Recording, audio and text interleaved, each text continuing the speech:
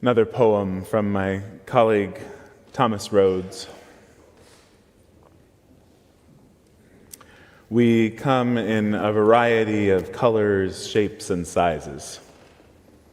Some of us grow in bunches, some of us grow alone.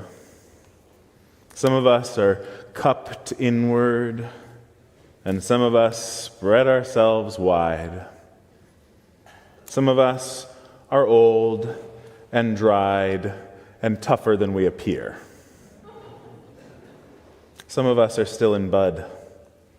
Some of us grow low to the ground, and some of us stretch toward the sun. Some of us feel like weeds sometimes. Some of us carry seeds sometimes. Some of us are prickly sometimes. Some of us smell. And all of us are beautiful. What a bouquet of people we are.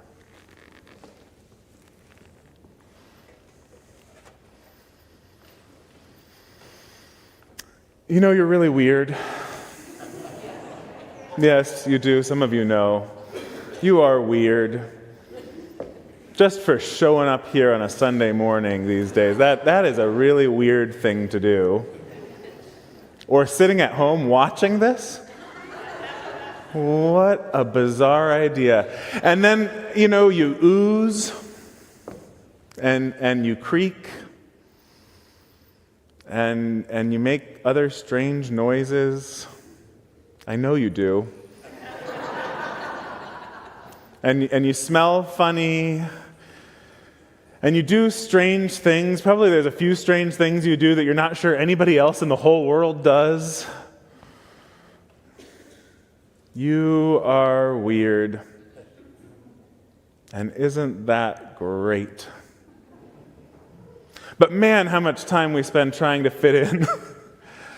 How much effort to belong. I remember I took the Minnesota multiphasic personality inventory once. Anybody taken the Minnesota or administered the Minnesota, the MMPPI? This is one of the gold standards of psychological testing.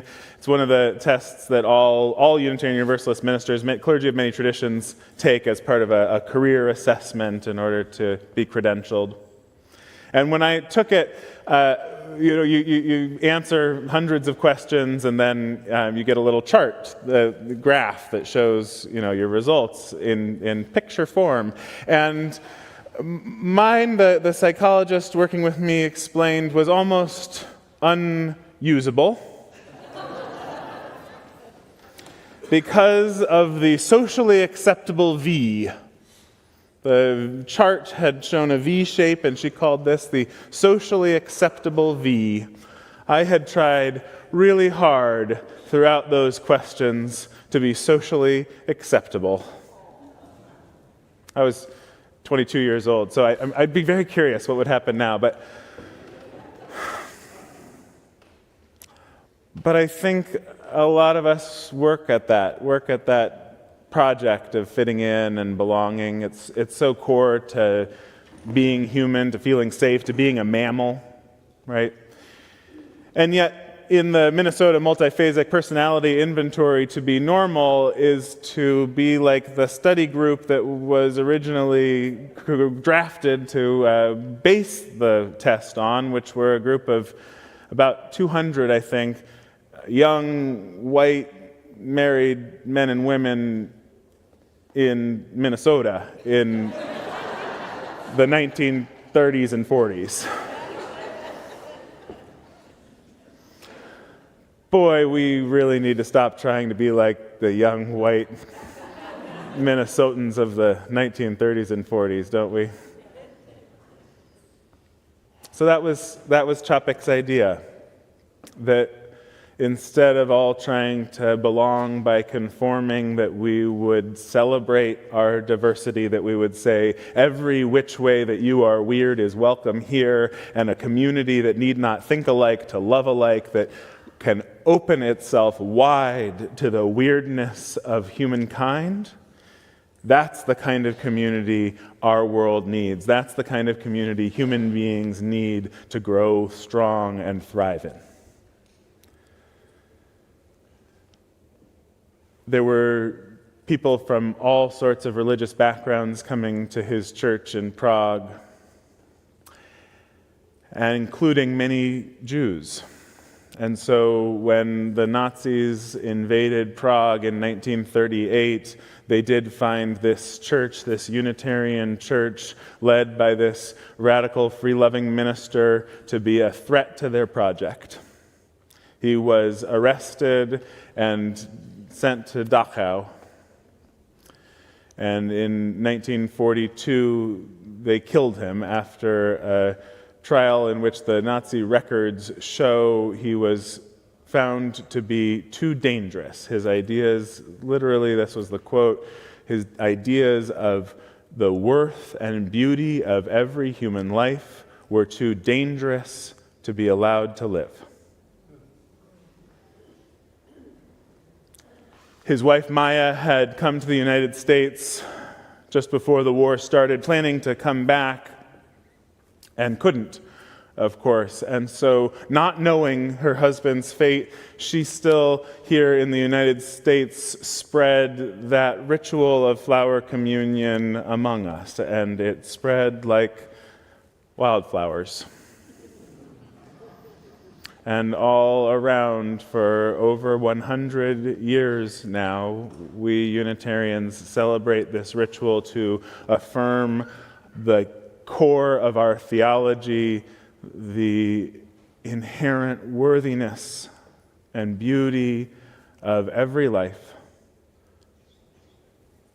that community, our interrelatedness, thrives on our diversity. Audre Lorde maybe said it best when she said, "It's not our differences that divide us. It's our inability to recognize, accept, and celebrate those differences." It's not our differences that divide us. It's our inability to recognize and accept and celebrate those differences. And I know that sounds nice, but celebrating those differences when you're with somebody who's a little prickly or smells, that's the practice. That's what we've said we're going to do. That's what we say in our covenant. It's what we said to the new members who joined today. It's what we say as we gather our flowers together in this communion of beauty. When I was growing up in my two-mom family, the lie that we told, the lie that our whole community told, and it was told for maybe a good reason, for a political reason, was we were just like everyone else. Our family was normal.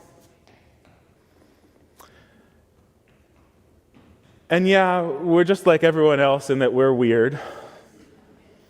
But the truth is, whether it's your queerness or your ancestry, whether it's the way your brain works or how many fingers you have, whether it's the abilities your senses give you or the particularities of the soil you come from,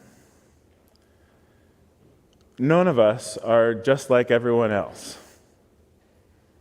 None of us belong in that way. And in fact, it's belonging in that way that casts the deep shadow that leads to things like what happened in the 1930s and 40s in Europe. We know something about a better way.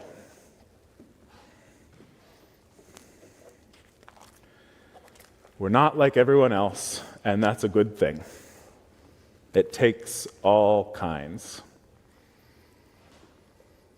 And these relationships that we build here in covenant, relationships of intimacy and trust across difference, that's one of the ways that we resist fascism and authoritarianism today and in the years to come.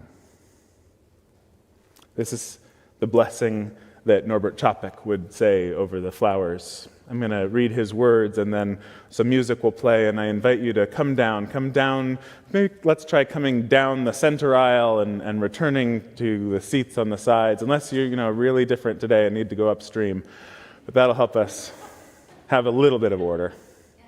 We'll come down, take a flower, not one that you brought, as a symbol that not only are you weird and different, but you belong to a community where someone different than you lends you their beauty too.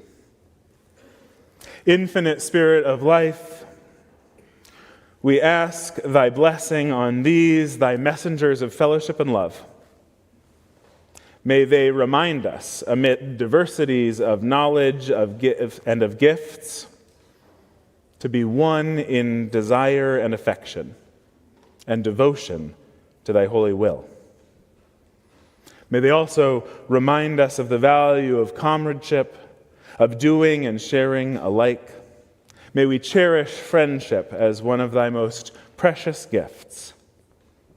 May we not let awareness of another's talents discourage us or sully our relationship, but may we realize that whatever we can do, great or small, the efforts of all of us are needed to do thy work in this world. Amen, and may it be so. A flower communion.